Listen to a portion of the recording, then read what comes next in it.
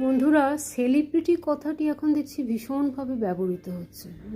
আসল সেলিব্রিটি যে কে বা কারা, তার সে সম্পর্কে একদম যারা ছোট, ধরুন জ্ঞান আর অজ্ঞানের মাঝামাঝি যাদের, তারা তো মানে সব গুলিয়ে ফেলবে, আমরাই গুলিয়ে ফেলছি।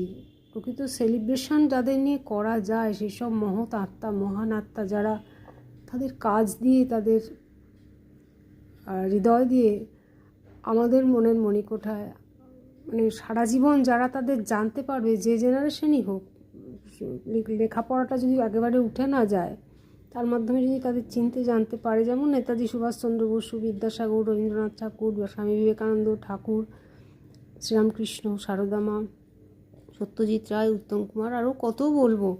এরকম এদেরই প্রকৃত সেলিব্রিটি বলা যায়। এরা মানে মানুষের হৃদয়ে চির আসীন থাকবেন বলেই মনে হয়। কিন্তু পরেরটিতে বলছি, পরের ভিডিওতে।